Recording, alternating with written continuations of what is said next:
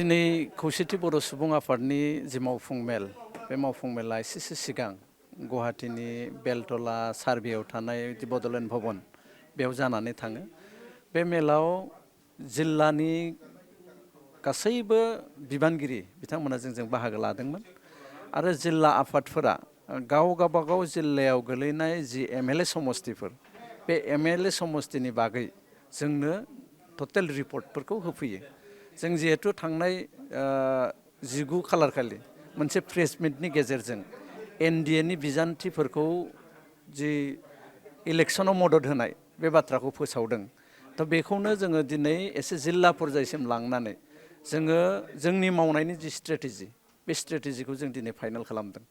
जिहेतु बिजेपिजों थाफानाय गासिबो दलनो जोंनि जिल्ला आफाद आरो दखरा आफादफ्रा गाबोन समफोरनिफ्राय बिथांमोननि जानानै खामानि मावगोन। बे खामानि मावनायनि 100% स्ट्रेटेजिखौ जोङो दिनै एडप्ट खालामनानै लाबाय। जोङो गाबोननिफ्राय जोंनि खामानि मावनायफ्रा जागायसिगोन।